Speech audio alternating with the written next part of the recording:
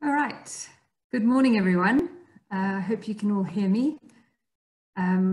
We have about 30 people online at the moment, and we're expecting a few more. I'm just wondering whether load shedding is going to affect our participation this morning.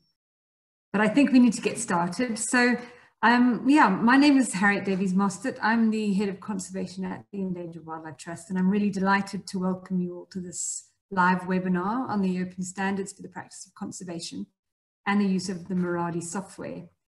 This webinar is aimed at conservation planners and practitioners, government departments, university students, and basically anybody who wants to investigate the conservation standards as an adaptive management framework. I'm really delighted to see some names I recognize on the participants list today. So the conservation standards, which are also known as the open standards for the practice of conservation, are an adaptive management framework developed by the Conservation Measures Partnership, which aims to streamline conservation project design, management, monitoring, and learning in order to help practitioners to improve the practice of conservation. The Muradi and Muradi Share software work in conjunction with the conservation standards, and they allow teams to plan, monitor, report on, adapt, and share their projects online in real time and over a range of scales. The Endangered Wildlife Trust committed to adopting the open standards, or the conservation standards, in 2017, after learning from our partner, the International Crane Foundation, about how useful they were in the design and implementation of robust conservation projects. The fact that these standards are really tailored for real-life conservation projects sets them above other management software and other tools. And we realized that although there'd be quite a significant time investment needed to shift everybody over to the conservation standards, we also recognize that this would really pay dividends in terms of our ability to be effective and to communicate this effectiveness meaningfully to our partners and our funders. So we've been going through traveling this road for the last 3 years, and I really think that it's improved the way that we do our work. Claire Relton, who's the Conservation Science Officer at EWT, is going to present the seminar. It's a 90-minute session. It's going to cover an intro to the 5 steps of the conservation standards cycle and a case study example, and also demonstrate some of the capabilities of Muradi as a conservation project management tool. And then it's going to finish off with a session for questions and answers. So I'll be fielding those questions. So we'll start with the presentation. We'll have a few kind of urgent Q&As about the presentation for a couple of minutes, and then Claire will do the Muradi demonstration, and then we'll finish with some more questions. So with no further ado, I'd like to welcome Claire. Thank you very much, Claire. We're looking forward to this. Thanks so much, Harriet. Alrighty, so hopefully you can all see my screen. I'm going to switch off my video for this presentation just so that I don't have to see myself while I'm talking. But I will switch it back on in a few moments. So as you know, around the globe, conservation organizations are tackling these large, complex, and urgent environmental issues, often with limited funding and resources. So in light of this, the conservation standards, which Harriet mentioned was previously known as the open standards for the practice of conservation, was created basically to streamline the design, the management, monitoring, and learning processes of conservation projects, in order for practitioners like many of us to improve our practice of conservation. So importantly, the original term, the open standards, reflects the fact that the resources are all open access, and there's a strong element of sharing knowledge, sharing tools, lessons learned, processes across teams, across organizations, and across regions. And as well, Harriet also mentioned that Muradi is a really useful software application that was designed in collaboration with the conservation standards. It is an adaptive project management tool. We have found it really useful at the EWT, but I must admit that there are a range of different project management tools out there. We just find Muradi to be particularly useful because it is so closely linked with the conservation standards. Alrighty, so there we go. The Conservation Measures Partnership came together. It's a group of organizations. They've got government organizations, conservation organizations, and funders that basically came together as the Conservation Measures Partnership to design and develop these conservation standards. These organizations and consultants are constantly collaborating and working to improve processes and usability of Miradi and the conservation standards for the benefit of the entire network. There's also a range of working groups that fall under the Conservation Measures Partnership. So participants from all over the world are basically working on various topics. For example, I am personally a member of the Conservation Audit Tool Working Group. The audit tool is a tool we use to help practitioners measure how well we are doing in terms of implementing the conservation standards. So there are loads of working groups around various topics, constantly working to adapt, improve, and really get these conservation standards working for the benefit of all different types of organizations. And then the Conservation Coaches Network is a global network of trained coaches, which aims to improve conservation by empowering people to develop, implement, evaluate, adapt, and share effective strategies that achieve tangible conservation results, obviously benefiting both people and nature all over the world. So there are a number of regional hubs, as you can see here on the slide. I'm personally a member of the leadership team for the African Hub. We basically collaborate with other coaches around Africa, working through issues or sharing knowledge on what works, what doesn't work, and finding solutions. Here's a little map of just a few of some of the conservation standards projects that are around the world. There are many more than just that. Just so you know, it's definitely a global initiative, and there are loads of projects around the world. So the conservation standards has been designed as a 5-step process. I'm going to be going through each of these steps one by one, but basically it starts with an assessment phase, understanding the situation, planning what we're going to do about it, implementing those plans, analyzing and adapting those plans, and then sharing what we've learned with others, both internally and externally. Much of this presentation is going to use examples from our African crane conservation program, which works across Africa, mostly in Kenya, Uganda, Rwanda, South Africa, and Zambia. So you will notice that there are a lot of case study examples of grey crown cranes, particularly from our Uganda project, which works really closely with local communities in the southwestern region of Uganda. Alrighty, so step one, the assessment step, that's really to understand the situation. What is the purpose of our project? Who are the team members? Who are the key stakeholders that are involved? And then we want to develop a scope and vision for our project. We want to understand our targets, which I will explain in a little bit more detail just now.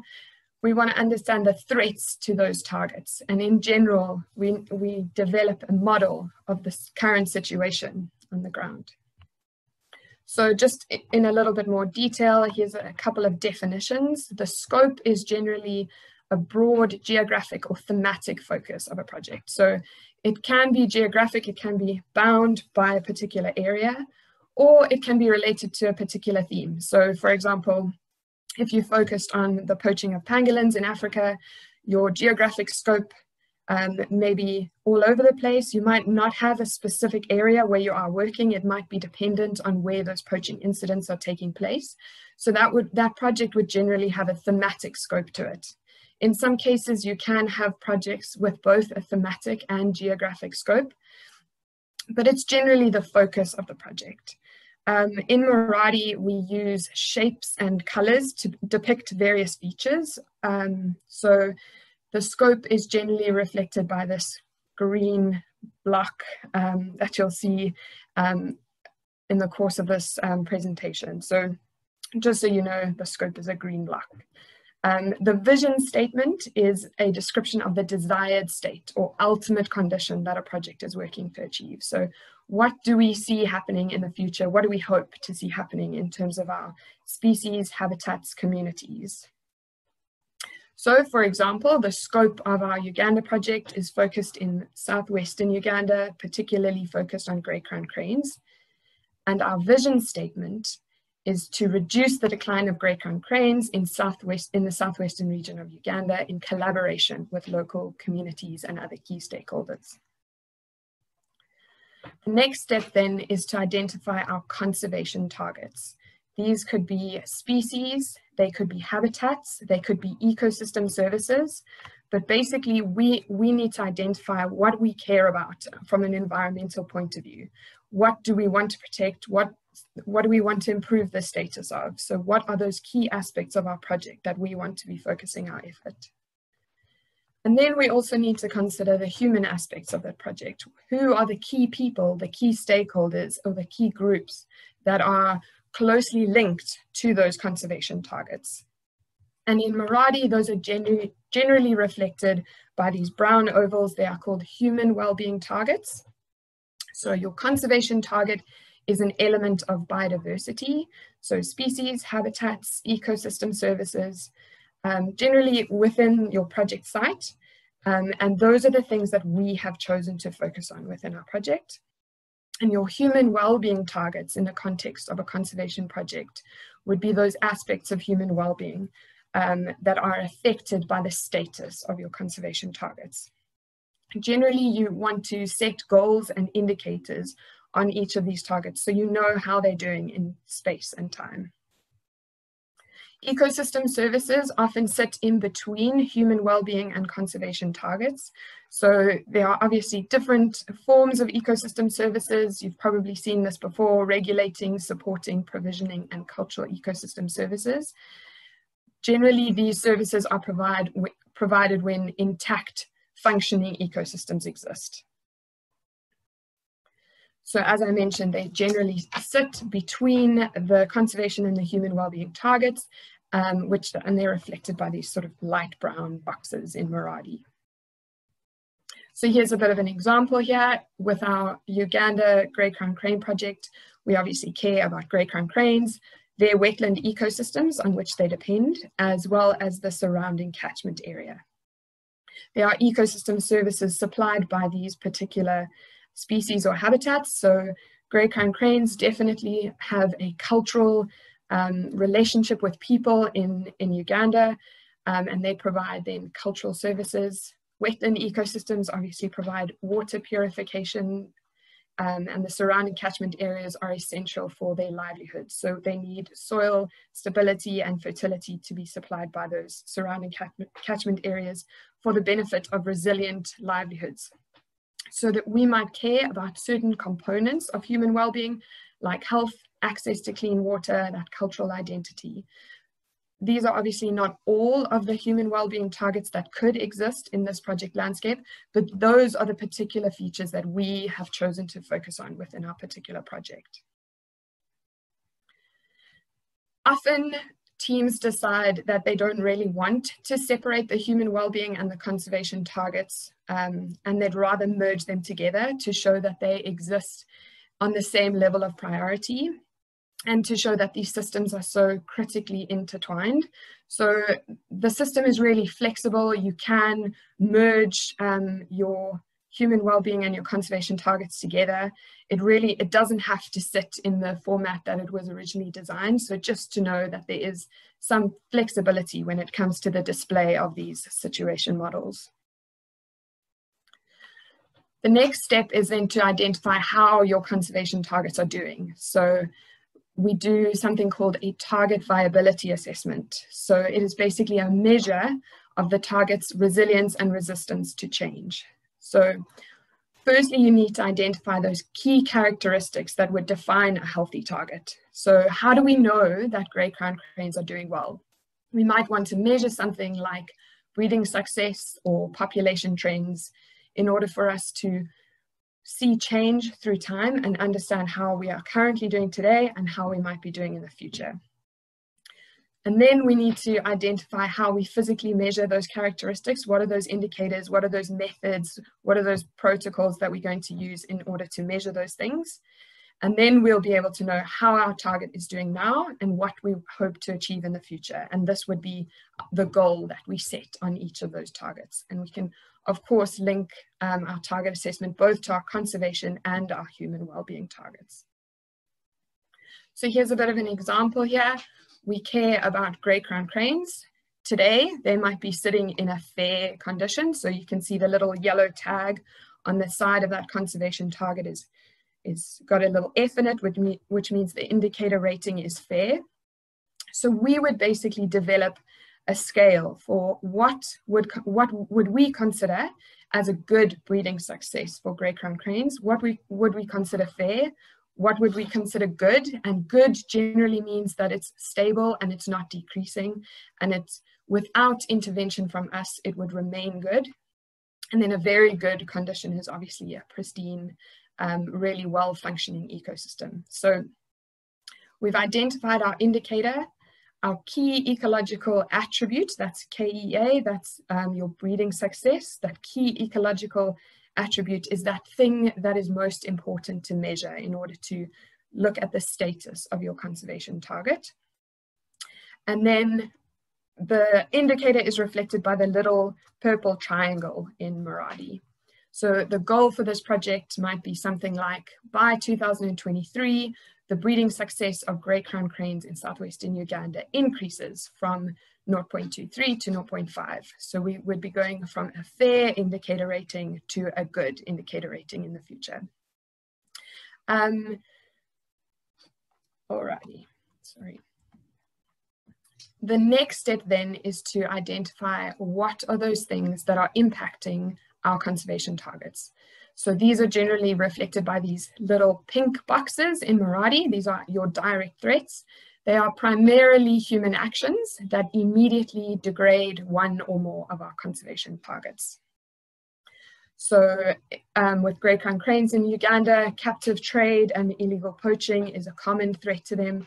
But people like to keep them in their gardens, or hotels like to have them because they're a status symbol. So illegal trade is definitely one of the direct threats we've identified for grey-crowned cranes. Other threats include things like overgrazing, habitat degradation, alien invasive species, or wetland encroachment due to agriculture.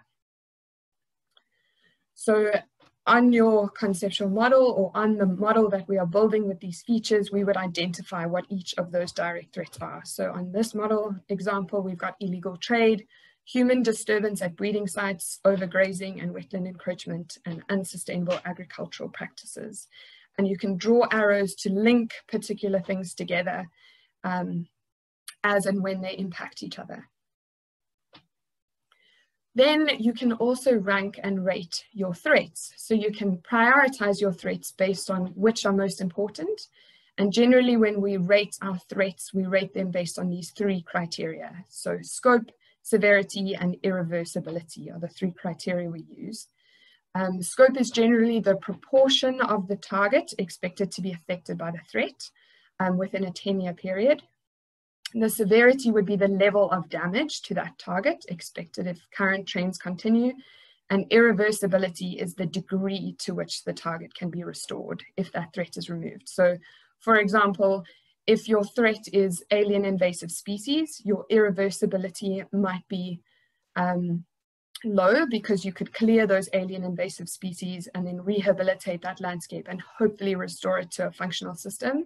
But if somebody is planning to build a shopping center on top of that wetland, your irreversibility would be high because it's fairly unlikely you're going to remove that shopping center and restore that environment. So then on the side of each of these direct threats, you'll be able to see a little colored box, and that basically indicates whether the threat is low, medium, high, or very high. Alrighty, and then the next thing we need to do is identify what is driving these key threats. What are those things that are happening in that landscape that are causing those direct threats to happen? What are the reasons for them? Or it might be an important place to identify opportunities where you can get involved. So it's not only indirect threats, it's not only negative things. We might also want to identify key partnerships or important places of opportunity that exist within that project context. So you don't need to worry too much about reading all of the text within these boxes. The slide is just merely a means to draw your attention to the process and the various colors we use to depict the factors within the model. So a factor, those orange boxes, is a generic term for an element of a situation model, including direct threats and opportunities. It is often advantageous to use this generic term, since very many factors might have, they could be both a threat and opportunity. So for example, tourism could be a threat in terms of increasing disturbance, but it could be also an opportunity in terms of bringing financial opportunity to that particular community or to that area. Generally, when we build our situation models, we use a little plus sign to indicate where our opportunities exist within the context of that project. So here, this opportunity is to partner with population health and environmental experts that already exist or work within that project context in order to address things that we may not be experienced to do. So overall, this model is called a situation model, or sometimes it's called a conceptual model, and that's when you have all of those features together linked to each other. So that situation model is a visual diagram of a situation analysis. A situation model represents relationships between key factors identified in a situation analysis, believed to impact or lead to one or more conservation targets. A good model should link the conservation targets to threats, opportunities, key stakeholders, and intervention points. Intervention points would be those aspects on the model where it might be most important to, for your project to get involved. There's a couple of things going on in the chat. I should probably just checking that you can all still hear me. Alrighty, so importantly, these situation models are dynamic. We change them and improve them over time as the team gets more information. They are not set in stone. We'll constantly we can add descriptions within each of these boxes. So this is obviously the surface, but within Marathi, you can add loads of narratives underneath each of those boxes explaining why particular things are linked to others, and just adding more detail or more knowledge as necessary.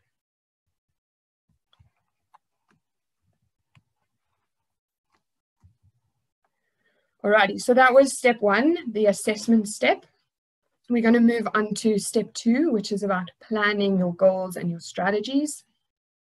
Understanding what your key assumptions are in terms of what your strategies might be, developing objectives, as well as a monitoring and operational plan. So I mentioned earlier that we often identify key intervention points in that situation model. So these are areas where it is most critical for us to get involved, or where we do have the capacity to get involved. So often it is at these key intervention points where we might add a strategy. Strategies are depicted by those yellow hexagons in Marathi. So here's a couple of examples of strategies. We've got applied research and monitoring linked to our grey crown cranes. It's really essential for us to track progress, understand how well that conservation target is doing. Then we've got strategies linking to indirect threats. So for example, if your indirect threat is related to low levels of law enforcement, your strategy might be to build capacity of law enforcement officials. Then you also have strategies linked to other aspects on the conceptual model. Basically, strategies can link in anywhere. They don't have to be tied to indirect threats or conservation targets. They can link in anywhere where necessary. They can also obviously link to each other. A strategy is defined as a set of activities with a common focus that work together to achieve specific goals and objectives by targeting those key intervention points, optimizing project opportunities, and limiting constraints. And then we also do a ranking and rating process of our strategies. So which of those strategies are likely to have the biggest impact? Where should we invest our key resources, our time? Which strategies are probably going to be the most effective? So we would rank and rate those strategies based on two criteria: potential impact, which is the degree to which the strategy, if it's implemented, will lead to desired changes in the situation at that project site. And feasibility is related to whether this strategy is likely to have impact depending on the time of the project, financial constraints, staffing constraints, ethical constraints. It could be related to buy-in from government if necessary. So a lot of aspects go into that feasibility, but generally potential impact is weighted slightly more when it comes to ranking your strategies. And then again, there's a little colored tab on the side of the strategy, which basically indicates whether a strategy has a high or low degree of ranking. And then Muradi will do this for you. Basically, if you've ranked your potential impact as being effective and your feasibility is effective, then hopefully it will roll out to being an effective strategy. The next step then is to identify what your assumptions are and what you hope to see happen in the future through your strategy. So often when we develop a theory of change model, we use attributes from the situation model, and we basically want to turn those things on their head. We want to make them positive. So in this way, we lay out our theory of change, or we lay out our key results that we hope to see happen in the future. So for example, if we identified a lack of knowledge and resources as a key intermediate result driving unsustainable agriculture, which then links to our surrounding catchment areas target, through our project or through our strategy of providing training and resources for climate smart agriculture, we hope to see that that lack of knowledge changes and becomes improved knowledge and resources. This is obviously a highly simplistic theory of change. It's also got a lot of assumptions here, but it's really just a means to explain to you the process of developing that theory of change. So please don't take this and use it in your practical work. It's probably a little bit too optimistic, but hopefully your improved knowledge and resources is going to lead to more sustainable agricultural practices in the future, which is then hopefully going to lead to the goal attached to your conservation target. So these blue and purple boxes, the blue boxes are called intermediate results. That is a specific result that a project is working to achieve en route to accomplishing a final goal or objective. You might have a number of intermediate results along your theory of change. In fact, that's definitely more likely the case, is that you'll have a series of these blue boxes that then lead to your results, which would then be your threat reduction results or to the results attached to your conservation target. So the result is the desired future state of a target or factor. Results include impacts, which are linked to targets, and outcomes, which are also linked to threats and opportunities. So have we capitalized on those opportunities? Have we reduced those threats? That's the question. So this is still step 2. We're planning our strategies, we're building our assumptions, we're identifying our objectives, as well as our monitoring and operational plans. So tied in with each of our results, we might have indicators, activities, and objectives. Activities are generally reflected by those little yellow boxes, and you might have a number of activities that fall under a strategy that help you achieve particular results. Your indicators, the little purple triangles, are those things that you're going to measure or monitor to make sure that you've achieved that particular result. And your objective would be a specific thing that you hope to achieve. And it's very similar to a goal, basically linked to that particular result. Not all of your results have to have objectives and indicators. You might have a number of results that don't, but generally it's those key areas where the biggest assumptions are along that theory of change, where we do have to have objectives and we do need to monitor that those results are happening. So the definition for an objective is very similar to a goal. It's a formal statement detailing a desired outcome of a project, such as reducing a critical threat. A good objective generally meets the criteria of being SMART, so it's specific, measurable, achievable, results-oriented, and time-limited. A goal has the same definition, but a goal is generally linked to a conservation target or to a human well-being target, whereas an objective is generally linked to a result. So for example, an objective for improved knowledge and resources might be something like this.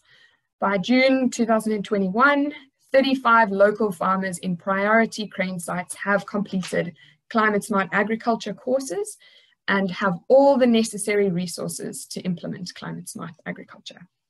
So that's an example of something you might monitor along your theory of change in order to prove you've achieved a particular result. Your indicator is defined as a measurable entity related to a specific information need, such as the status of a target, change in a threat, progress towards an objective, or association between one or more variables. And a good indicator is generally measurable, precise, consistent, and sensitive. Step 3 of the conservation standards process is generally the most fun. In many respects, it's the most important step in the entire process. It's where you put all of the planning into action. So it revolves around developing work plans and timetable, and then monitoring and ensuring you have the right budget, resources, capacity, and partners to then implement those plans. This is the plan that our staff generally love above all the others. So here's an example of a theory of change. Again, as a disclaimer, this is not a perfect theory of change. It's just an example to show you the process. So if the strategy is about youth education, you might want to see that target behavior and youth identified and understood. So you know who you're working with, and you know what kind of behavior change you want to have, what kind of behavior you want to change. So if it's related to poaching of cranes or disturbing cranes during the breeding season, you might identify that as a targeted behavior that you hope to change in the future. At the same time, you might want to make sure that educators are trained and equipped. Those two results then lead, hopefully, to youth receiving the desired message. So it's that knowledge building step. If they receive that message, hopefully you would hope to see that attitudes and values improve over time. And if that happens, hopefully you would see behavior changing over time, which would then lead to your threat reduction results. At the same time, we also hope that that message is spread outside of the school, and the behavior of the whole community might change as a result of that. Obviously, this is a very optimistic theory of change. It's not impossible, but yeah, it's just a means to show you the process. So we might have a number of activities that our staff are conducting underneath youth education as a strategy in the hopes to help achieve those desired results. And there is also a way in Muradi that teams can track and report on their activities. So during the reporting process, they can select the status of their particular activity, and the status is reflected by one of these colored boxes as well. So if they have completely achieved an activity, they can mark the status as achieved, and they can list a whole bunch of details underneath that activity and explain the process of what's happened. This is really useful for managers, donors, funders, partners to log into Muradi and then to understand what's going on and understand the process of that project or the progress that's being made. So it's a really useful way to sort of store that information. Step 3, the outputs for that step generally include the implementation of a strategic plan and a work plan, keeping in mind your project budget and schedule. development of systems for storing and accessing your data. So you really need to know where your indicator data is stored. You need to be able to standardize that data and make sure that it's going to be useful and available in order for you to adapt your plans in the future. It also allows for progress reports to organizational funders or to project stakeholders. Meraki is really useful in that you can easily extract coded templates that can come out of Meraki. You can code your templates to pull out whatever information you want, and you can design your report templates to look however the funder or the donor would want them to look. So it's a really useful way to store information and pull out different funding reports for different donors after the staff have only inputted that information once. You can also store data in Meraki itself directly. You can store both qualitative and quantitative data.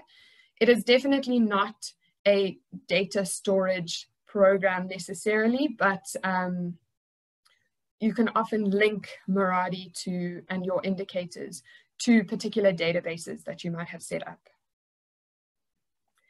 And then from that data, we move on to step 4, which is to analyze and adapt our plans.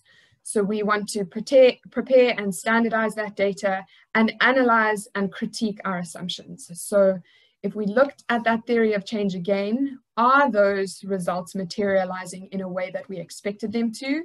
If we measure that indicator data, are we achieving our desired objectives? Are we achieving our goals? And if not, why not? Do we need to change our activities? Do we need to rethink the assumptions we made in that theory of change?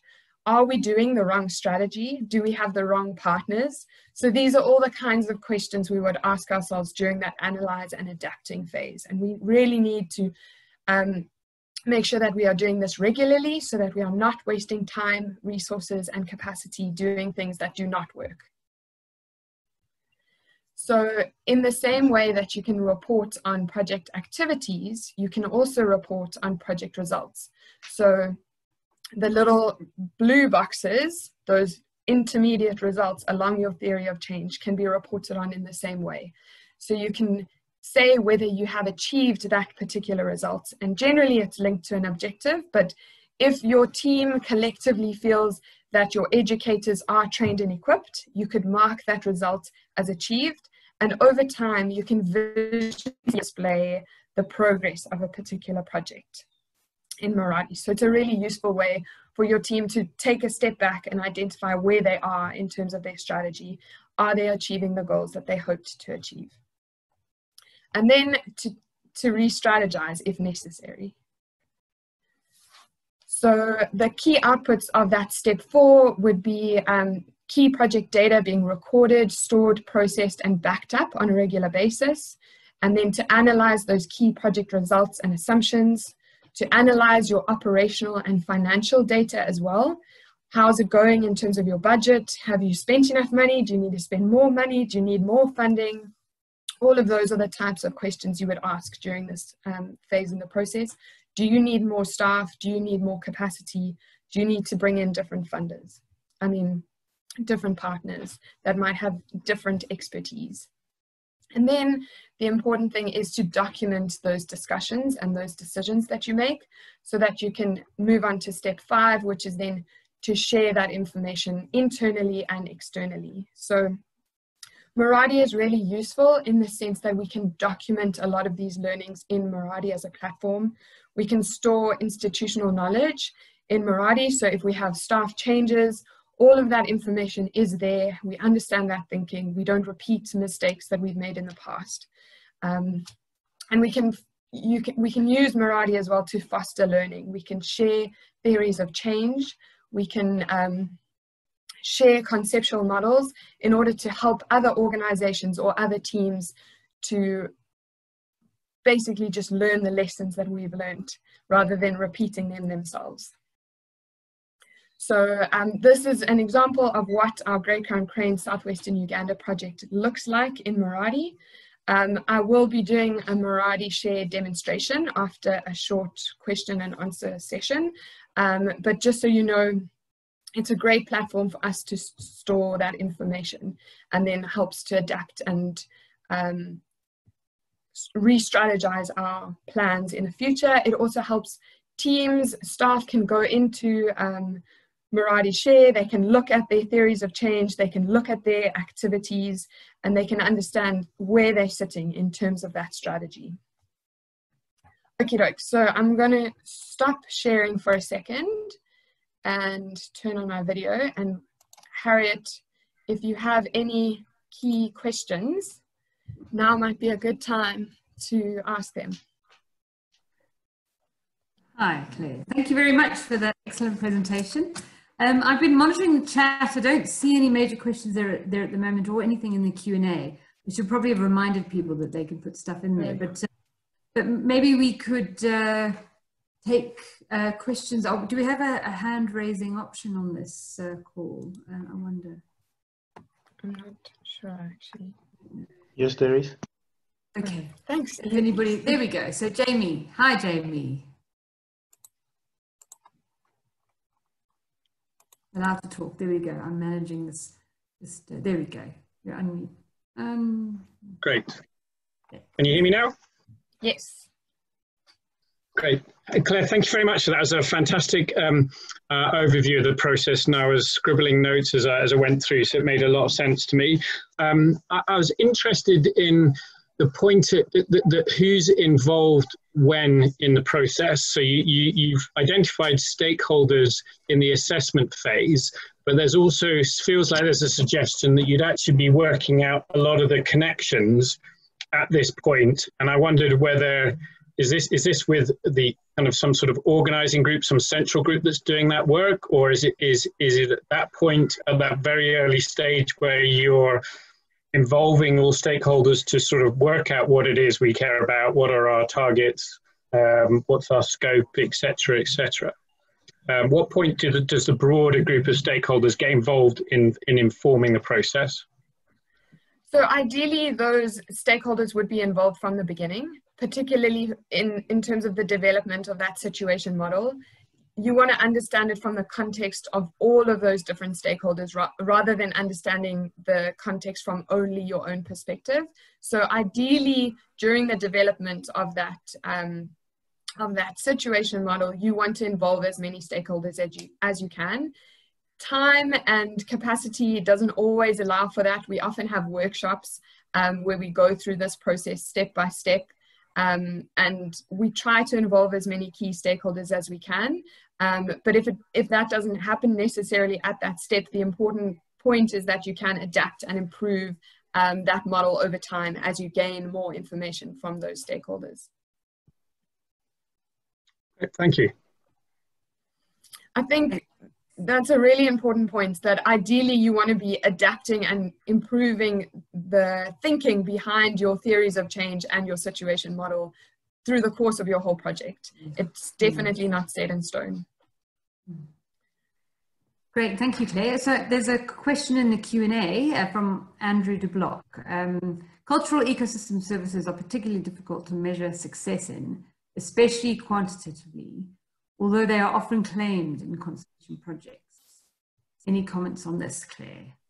So particularly with regards to the human wellbeing targets, we do believe in learning experiences as well as quantitative data. So where we can collect qualitative data through informative surveys, that's generally the way that we do it when it comes to like key informant interviews is generally the way to do it when it comes to those sorts of things that aren't very easy to monitor. So the conservation standards definitely allows for all types of different indicators and data. And you don't have to store all of that data in Mirati. You can store it in a database, which is then closely linked. Do you want to add to that at all, Harriet? No, thank you, Claire. That was good. I have a question from James Gambiza. Hi, James.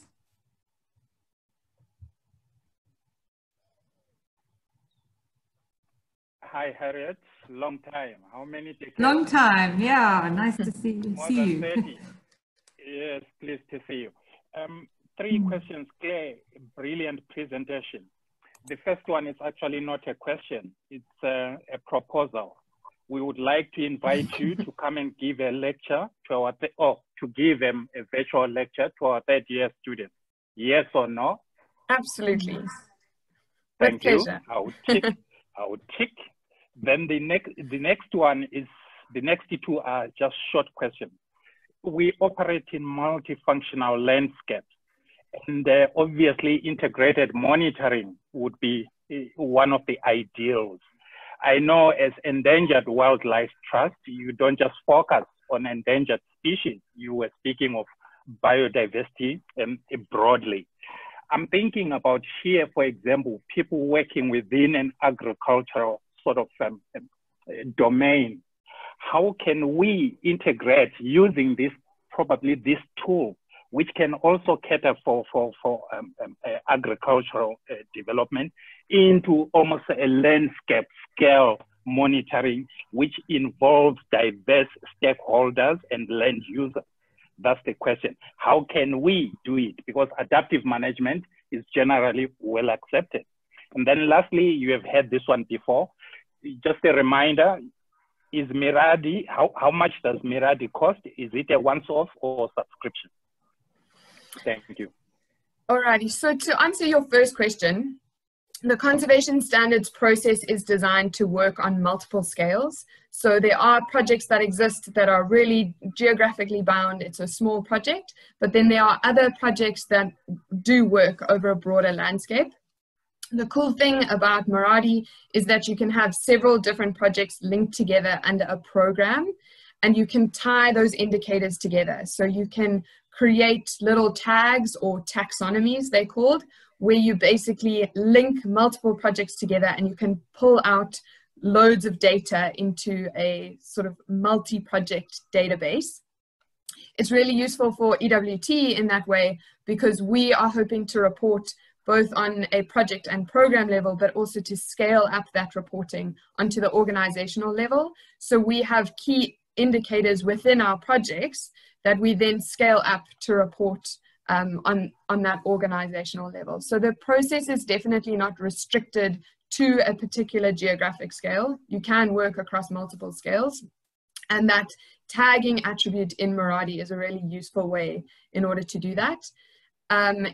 In answer to your second question, that is something I was going to talk a little bit about in the Miradi demo. So I thought a couple of people would ask me about that subscription fee. We at EWT actually share our subscription with one of our key partners, the International Crane Foundation. So we pay a joint fee. The really good thing about Miradi is that it was designed by a company called Sitka Technology Group, and they are really keen to have more organizations in Africa use it. So they have been incredibly generous to us when it comes to discounts and subscription fees. They really do want to share it. So you can download demo versions. You can also claim that you're an African organization and you don't have money. They've designed their funding or their pricing structure in such a way that smaller organizations definitely benefit in terms of like a discount for how many licenses you want, and bigger organizations that are more sort of international definitely pay higher fees. So they're very flexible when it comes to that, but I will show you specifically where you can go and search for specific prices on the website. Great. Thank you, Claire. I'm going to just take one more question before you move on to the Miradi demonstration. So the question from Dave is, he says, it looks like the majority of the Miradi related work needs to happen before a project actually starts. Is it easy enough to set it up midway during a 3-year project, for example? And linked to that, he asks that his team is spread across several countries, and it would be great to be able to track progress in this way. But how much of a challenge is it to make sure everybody is, trained up at the right level at the same time in order to make that happen? This is a good question, because we were in exactly the same boat as EWT. So working really closely with the International Crane Foundation, they've got projects in China, in the US, and in Africa, and we've got projects all over Africa, particularly through our crane program. The rest of our projects are mostly based in Southern Africa, but that is exactly the situation we found ourselves in. So we already had strategies, we had projects that were already running, we had donor requirements that we had to fulfill. So basically what we did is we started at step 4. So we re-looked at our strategy and we analyzed and adapted our strategy using the conservation standard steps. But we remembered that the strategic thinking that happened prior to this process was still good and still useful, and we basically fitted our projects retrospectively to the conservation standards. It's definitely possible. I suppose the process was designed to start right at the beginning, but we definitely found that it's really flexible and it's adaptive, so you can start where the team's at and just meet the team where they are at. I must admit, I think it is really, really important to have buy-in from the staff, buy-in from both management and from the staff, so it's top-down and bottom-up buy-in.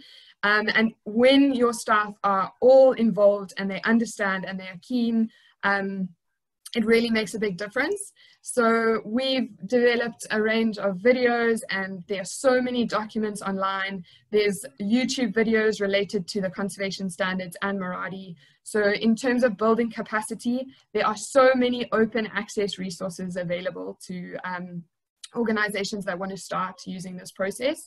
I think at some stage you just got to dive in and you just got to go for it and learn as you go, because that's definitely what we did and we found it to be really useful.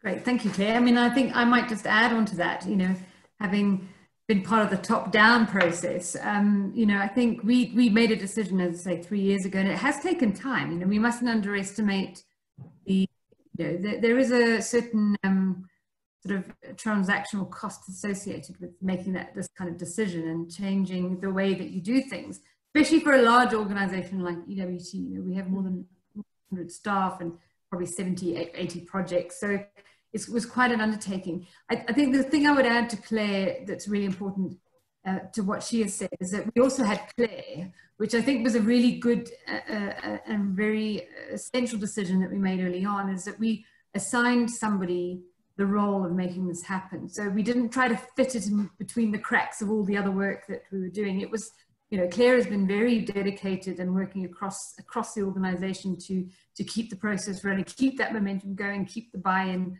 there. You know, and I would definitely advise organizations thinking about this to really put enough resources in to make sure that you've got a warm body who, you know, that's their job. Because otherwise I think it could become a little bit insurmountable. Anyway, Claire, I think on that note, let's move on to the Marathi demo, and then we'll have time for a few more questions at the end. Awesome, okay, thanks. Alrighty. So hopefully you can all see my screen. This is MarathiShare.org. Just diving into this tab, actually, this is Marathi.org. So this is where you find the subscription fees and the prices. So if you go to Marathi.org, you'll be able to find exactly how much it costs. This is obviously all in dollars because it's American, but you can contact them and discuss things with them. So if it is too expensive for your organization, but you really want to give it a go, I would definitely recommend contacting Sitka and chatting to them about your concerns. But all this information is available online here on Marathi.org. I'm going to jump back to Marathi Share. The important thing about Marathi Share is that it has been recently updated and improved. There's constant improvement going on. We as the EWT and our partnership with the International Crane Foundation, we do contribute in terms of those changes. We do add value and speak to Sitka in terms of what would benefit us, what would work for us, what improvements they could make, and they do listen to that. It's a really great organization, and they are there definitely to benefit us as a conservation organization. Okay, so there's a support tab and a help tab up here in the top right-hand corners where you can get support and troubleshooting options from Sitka directly. And there's another way that you can look at the subscription fees up here in subscriptions. So you'll notice under my projects, I mentioned earlier, we share this platform with the International Crane Foundation, and you'll see that I have hundreds of projects in Marathi at the moment. So I'm going to open up our Western Uganda project. Might take a couple seconds. So this is the landing page for that particular project. You've got a project summary. This is a map here. It's just loading for the moment. And it shows where that project exists. Any features that are in Muradi can be mapped. So you can map your conservation targets, you can map your threats, you can map your strategies and your activities. Any of those features with the same color coding as we use in Muradi can be mapped. And then you'll also notice there's an easy view of the most recent progress update. So this project was updated at the end of August, and the team has basically typed this information in, and we are able to then extract that progress out into monthly reports, Word documents that we then send both internally and externally. The next tab up here is a list of your team members and your stakeholders.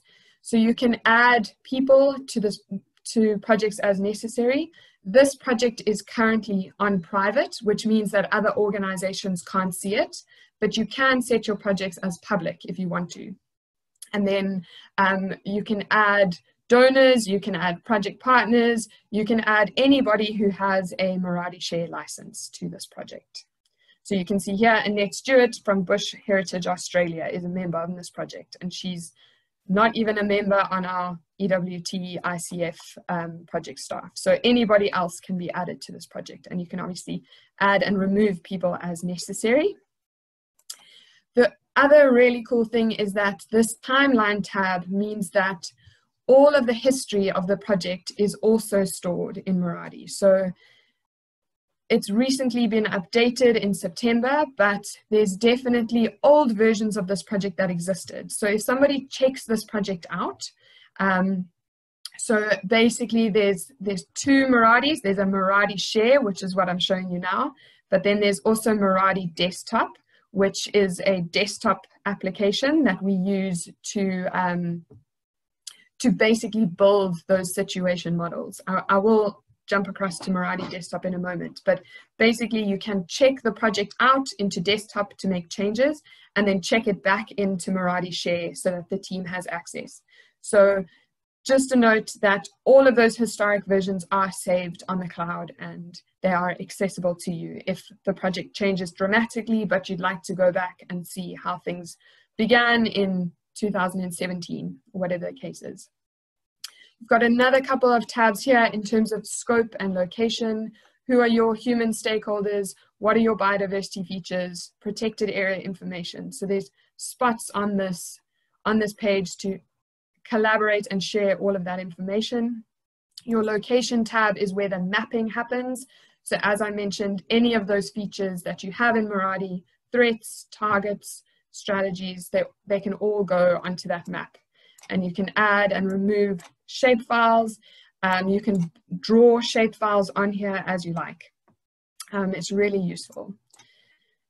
Then factors is just what I mentioned in terms of having tags linked to particular things. So factors is a way for you to easily export data. I'm not going to go too deeply into factors at the moment, but quite importantly, files and links is a great way to store strategic documents. You can store photographs. You can have links linking to your project data sets. So we've got a bunch of data sets sitting in Microsoft Teams, and we can link those indicator data sets from the Uganda project to where the data is stored in Excel files or in SQL documents, all through this links tab. So all of that information can sit in one place on the cloud. So that was the project overview tab. The situation assessment is your situation model. So this is our situation model for the Uganda project. You can export and download that as a JPEG. The team can obviously go in and view this, but as I mentioned earlier, you can't change this situation model in Muradi Share. So in order to change the model, you actually have to check the project out into Muradi Desktop. So I'll show you what that looks like. If I go across to the conceptual model, you'll see it's exactly the same model. And in this way, I can add and change features. So I've just added a new factor here. I can move it around. I can add strategies, add linkages. And then if I hover over one of these boxes, you can generally see whether there's information stored underneath it. So not a lot of these actually do have. There's one that has a few details underneath the box. So you can store project narratives, which is really useful for creating donor applications quite quickly if you've got all that information already stored in Meraki. But this is an important point, is that we do pay for the Meraki desktop license. So Meraki Share is free for anybody in your organization to create a Meraki Share account, but we do pay for the Meraki desktop. But we don't need all of our project teams to have access to Meraki desktop. So generally, we have one person within each program or project that has access to Meraki desktop, and then the rest of the team just use Meraki Share to report. So that's the situation model. There's also a section here for your target viability. So the target viability assessment is basically governed by how is your conservation target doing. So any data related to catchments, grey crown crane species, any of our species or habitat targets are in here. You can see there's a section here for progress updates. How are our targets doing? And there's a threats section here. So when I spoke about ranking and rating threats, you rank them based on the conservation target at the top and then the threat down the side. So livestock grazing has come out as a low threat to grey crown cranes. You can obviously change and improve this table as you go. But basically all of that information exists in Meraki and it is accessible to the project team. The theory of change tab is related to your theory of change models.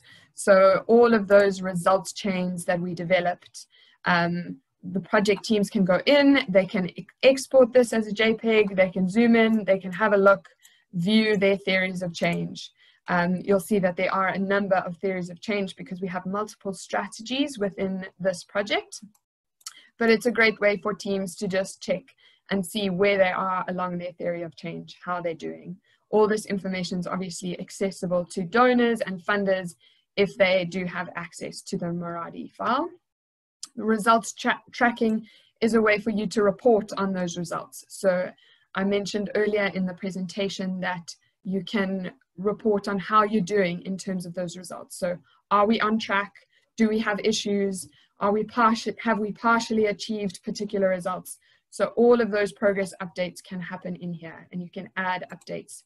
And all the historic updates are also stored in here, so you can monitor progress over time. Your actions tab is related to your set of activities. So each activity can get a designated person who is responsible for that activity, and it can also have a particular time frame related to it. So all of that information is stored in here, and your team has the ability to, so this is the strategy up here, the yellow hexagon, and underneath that there are a series of activities. So your team can go in, they can click on an activity, they can look at the summary if they need to, they can click on progress updates, and they can add an update to say how they are doing this particular month. So I might select that there are minor issues in the strategy, and then I can type some text here. And if I save it, that activity progress report will be saved in Meraki, and the manager or the project partner can go in and they can have a look, and they'll be able to identify over here any red or yellow circles means that there may be an issue, something that they may need to talk about with the particular team member, something they may need to troubleshoot. So it's a really easy way for the team to identify where they might be having problems, where they need extra capacity. You can obviously also delete activity progress updates if you need to. The action chart basically just displays a graph of those activities and the progress over time. So for each strategy, there'll be a number of activities underneath it, and you can basically just view the status of how those activities are going. Sorry, it's taking a little while to load. Here we go. So you can see in this strategy, many of our activities are still planned. There's one that's on track and some of them haven't been reported on, but it's a great way for you to just view the status of each of your strategies in terms of those activities. Do you have one strategy that has loads of major issues or minor issues, and what do you need to do in order to deal with those? Your time frame chart is basically related to the time frame linked to each of those activities, so that your team knows each activity needs to be completed within a certain time frame. And then the People's tab next to that, you can basically pull out each individual person and identify the activities that that particular person is responsible for.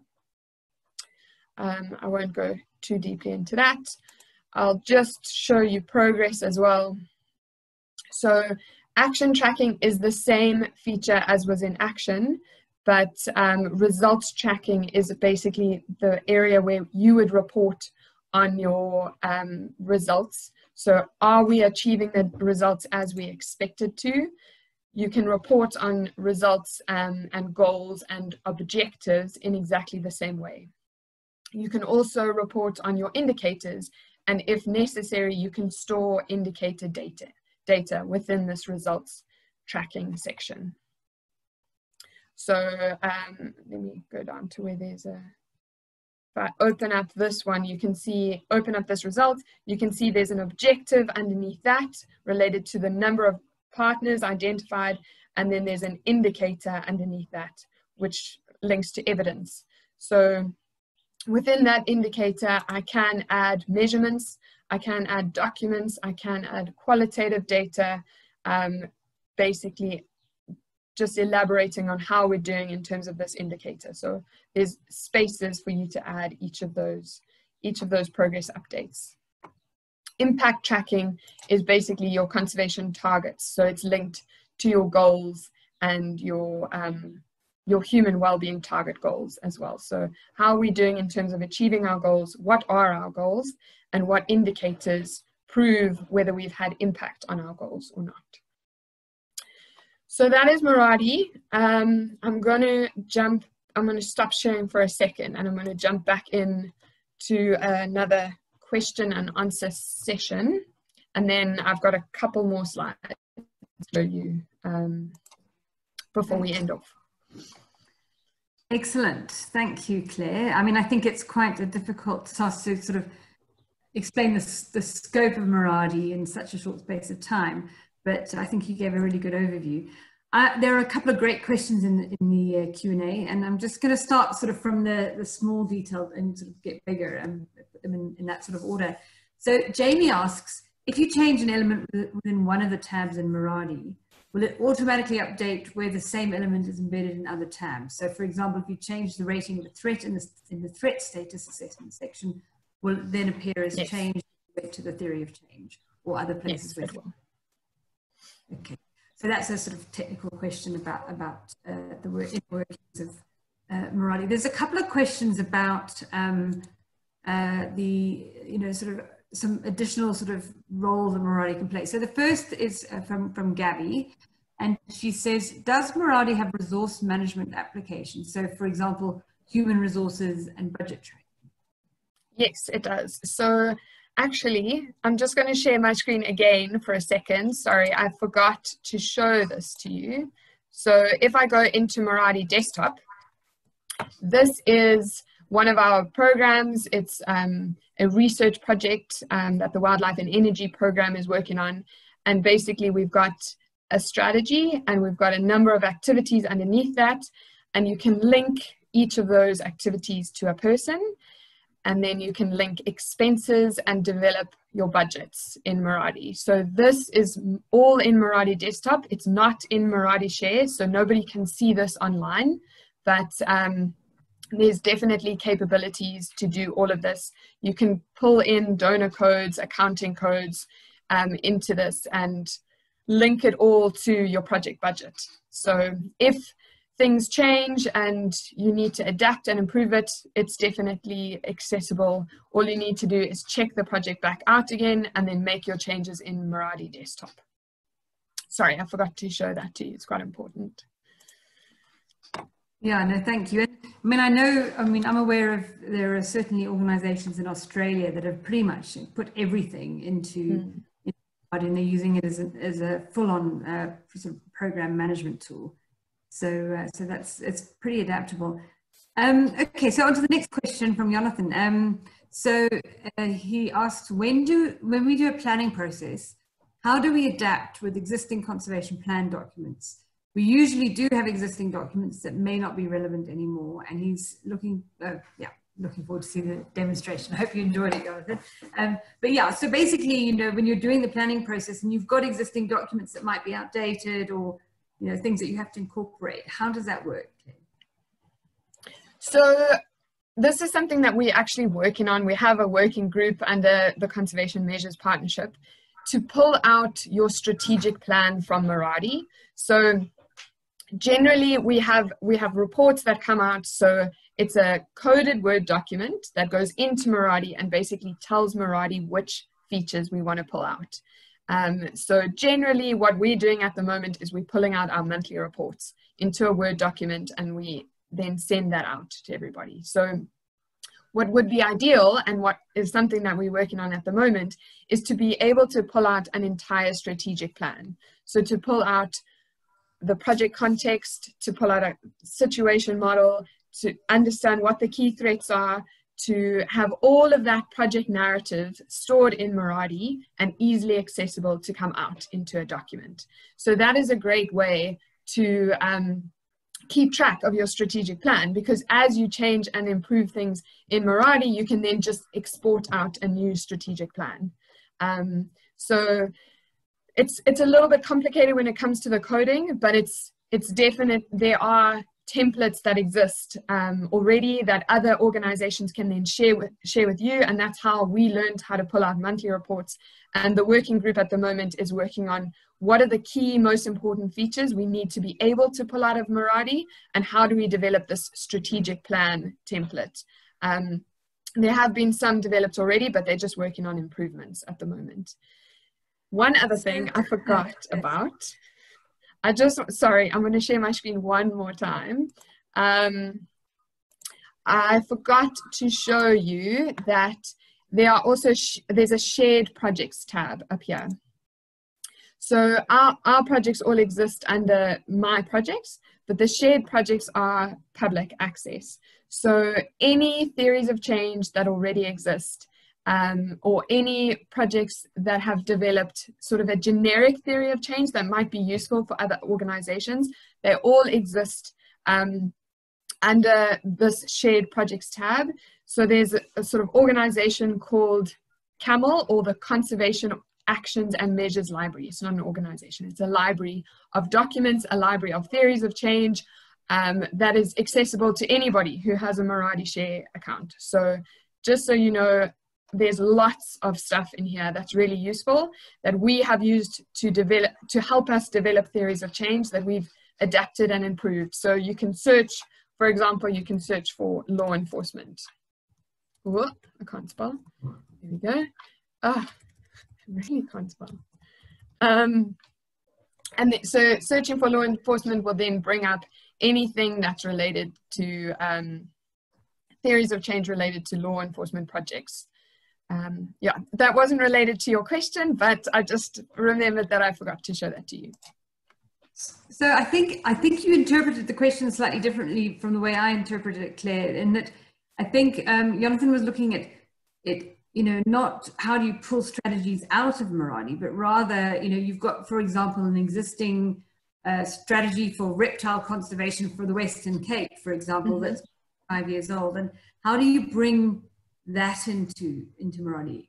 I think that was what he was asking. Okay, so that's what we spoke about in terms of retrofitting the conservation standards to a strategy that already exists. So often there might be slight language issues. So your strategic document might have terms that don't necessarily relate exactly to what the terms are, or the language or lexicon that the conservation standards uses.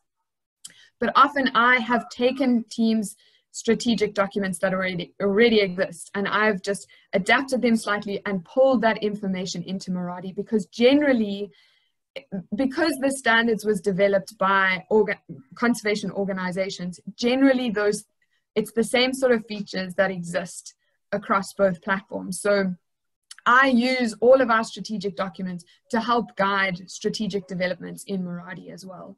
So that thinking is definitely still useful, and there's definitely ways you can just adapt and improve things and fit them to Marathi or fit them to the conservation standards. Does that answer the question? Yeah, I think so, Claire. And I think just another point to add to it is that, this sort of marks a shift in thinking from how, and many of us have been in conservation for many years, you have a workshop, you have all the experts, you produce this document, and it becomes this 10-year strategy to guide how you do things to save a particular species. But, the world doesn't wait for 10 years while you get on with things. And so, being more dynamic and fluid and organic, and being able to quickly revisit things and adapt and change is something that I think the open standards or conservation standards in Marathi are tools leading us in that direction. I remember the early days of, I had this old thumbed book of, the Wild Dog Action Plan, and you should see that book. It's dog-eared and it's got, stuff written all over it. But, that was kind of the Bible for 15 years. And I think, we're changing away from that into something that's a lot more reactive and responsive and immediate, which is good. I think Jamie does ask a really interesting question here. He says, have you been able to do any review of the trade-offs in terms of the time that staff might take to complete their reporting on Marathi and time they have in total to do the work? So, do you know of any study that's been done on that? He says he imagines there's a balance to be struck, but, could there be the potential for staff to be spending more time filling in the database than working on the project? And he says, I guess this would be a reason for adding additional staff to create space in someone's job role to maintain the reporting. Basically, you do, Claire. Somebody does need to do a PhD or something. I'm not volunteering, but to basically prove the concept and to prove that it has saved time and money and resources using this sort of collective platform to store information. In theory, it should save time, because if you report on your strategies and your activities once in Marathi, and then you can use Marathi to then export out reports to multiple different people. So you've got a report that's designed specifically to 3 different funders, then ideally it should save time. There's one issue, I suppose, it's related to connectivity. So if your team doesn't have access to internet in the field or wherever they're based at that particular time, then it can be a little bit troublesome. Generally, people just email me a Word document and I put it into Marathi for them if they have trouble with connectivity. So that's one slight issue, I suppose. But ideally, you need somebody who's going to be there and available to help your teams in order to improve time and capacity. But it's in theory, it's definitely possible. And I hope to think that our teams have benefited in terms of time. And yeah, and to add to that, if you don't mind, Claire, I think, well, on the flip side, when you've got dispersed teams, then this also becomes an easy tool. So while it might be a challenge because of connectivity, it also means that people from all over the place can report on the same project at once, which is very handy. I think also, that we need to demonstrate that people haven't been thinking carefully enough about the design of their projects. And I think this is a trap, we've fallen into for years. And so that while there might be a bit of a transactional cost around, using a tool like the conservation standards in Marathi, I think the ultimate benefit of thinking about what kind of assumptions you're making, designing a proper results chain, thinking about your theory of change and where might be those key points that you need to measure changes and test your thinking. Surely you have to have, they've got to bring back value in spades compared to a little bit of reporting time on the system. I mean, I just wanted to ask you though about that, Claire, because you know, we talk about how donors could go into the system and see where you are. And that was one thing that we were quite attracted to about it at the beginning. But in your experience, do donors go in? I mean, are there many good cases where, you know, the team has developed this project, it's all in Marathi, and we say to the donor, go and have a look at how much progress we're making? Is that not asking too much of a donor in terms of their, you know, they need to do the training, I suppose, to be able to use the system? So I personally have done a number of training sessions with some of our donors, and I've showed them Marathi, and we've gone through the process, and they haven't really gone into it afterwards. I realize a couple of them did create Marathi share accounts, but I'm not sure how commonly they do go into it. I think the important thing is to be able to create those customized report templates. So to be able to pull out the data in the way that the donor wants to see it. So that's a critical thing. But then on the other hand, there definitely are donors that are pushing for the use of the conservation standards. So Disney is one of them. So the International Crane Foundation is funded in part by Disney, and Disney was a major push in terms of using the conservation standards and the use of Marathi because they like it, and they think, they're part of the Conservation Measures Partnership. So there are also funders involved in that Measures Partnership, and they definitely are more likely often to fund projects that have done this kind of strategic thinking. So it really does depend on the donor, I think. But it definitely is growing and improving, and more people are learning about it. So I think the momentum is building, and now is a good time to get on that boat, you know? Yeah. I mean, I think you're right. I mean, we certainly have designed projects in the past, you know, with clear instructions from donors. I mean, I know USAID also, you know, with a lot of their wildlife trade, illegal wildlife trade work, they've developed very generic results chains for you know, addressing different aspects of illegal wildlife trade. And they, in their funding calls, specifically ask you to, you know, go through that kind of process. An example of using those generic things that you were speaking about, Claire, and then you know, adapting them to your particular circumstance. I'm just going to take one more question, and then maybe we've still got about 7 minutes or so. I don't know how much time you need for your last couple of slides, but James has had these questions up for a while. There's two actually from him that I'd like to just pose to you, Claire. So the first is, he wants to know if you're working with other organizations to design a multi-sectoral monitoring program, and whether that's something that's in the cards. So we definitely are working with other organizations in terms of learning about how to do this process better and how we can pull resources. Step 3 and step 4 are definitely the steps that the Conservation Measures Partnership are slightly behind on. I think they definitely worked more in depth on step 1 and 2 from the beginning. But the monitoring side of things is critical, because if we're not monitoring our impact, and if we're not storing that data and developing monitoring plans that are useful, then step 3 and step 4 sort of fall apart a little bit. So that is definitely the priority in terms of the Conservation Coaches Network and the Conservation Measures Partnership at the moment. So we personally as EWT aren't necessarily working with other organizations to do that, but through my work with CMP and CCNet, definitely understanding the best ways to monitor and report on impact is definitely the focus of some of that work. So, great. Yes. So. Yeah, great. Thanks, Claire. I mean, I think, James, you raised a point, and I'd love to chat to you about that later as well, about, you know, about the role, particularly the role of civil society and NGOs in conservation. And I mean, I don't know if you're aware, but we recently, with a bunch of the IUCN members from South Africa, developed a review of NGO contributions, where that's for very high level monitoring. So not so much at a project level, but it's the kind of thing we're wanting to take forward, and potentially have some workshops around how to set up high level indicators. But it all comes from, you know, these things, there's a whole scale of attention that you need to give across from projects on the ground right up into, you know, organization reporting, and then even sectoral reporting. So let's continue that conversation. I think another really important question James asked is just how friendly is the tool in the context of participatory monitoring by local land users? Is there anything that, you know, we think that local land users might be able to work, or is this something that would be suited to other types of platforms?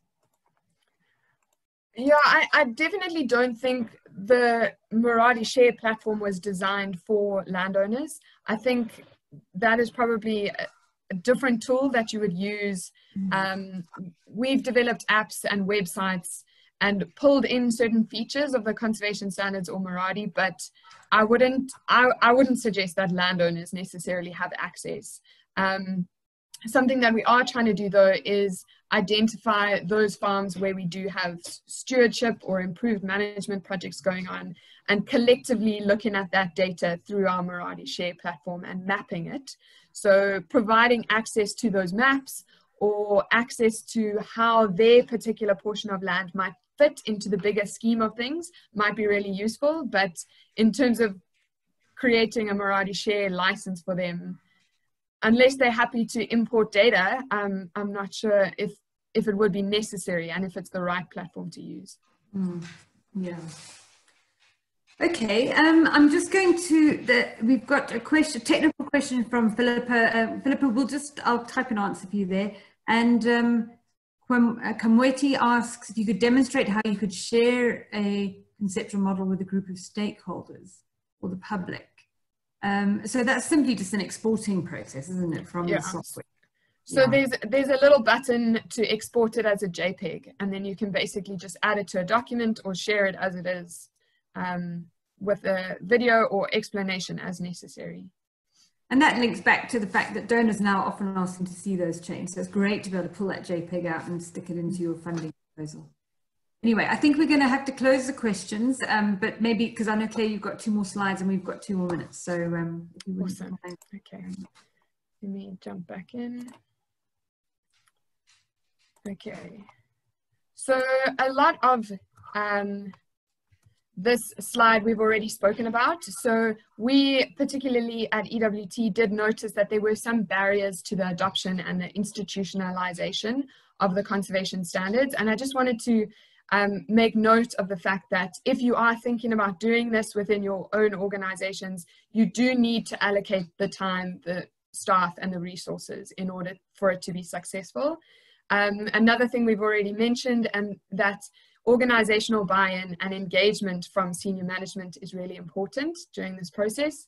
And then, we've said this, steps can be adapted, processes and tools can be adapted to meet the team where they are. So depending on your priorities or your constraints, this process is not set in stone. We can adapt it and improve it and use aspects of it if we want to, in order to make sure that it fits and that your team is happy with it. So ideally you want sort of collective buy-in from this process, and you're only going to get that if you're flexible.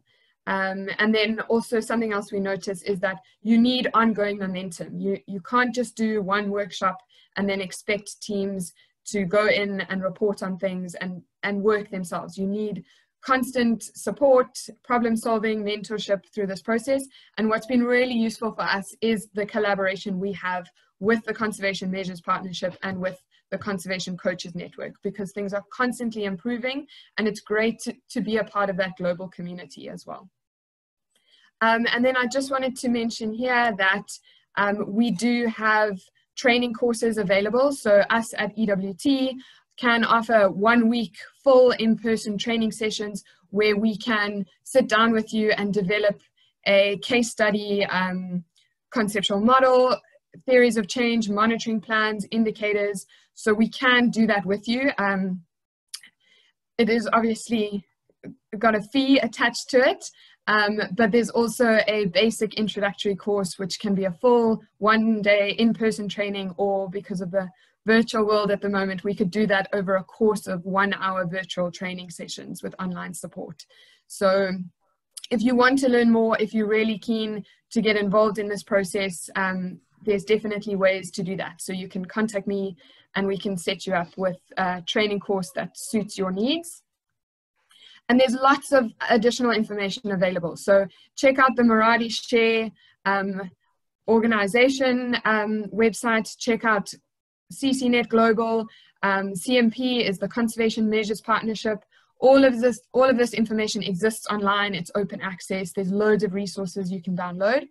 And we developed quite recently a story map, which basically describes our process of institutionalizing the open standards. So I'm going to share that link in our chat so you can link to it and you can read through the process that we took in order to institutionalize this.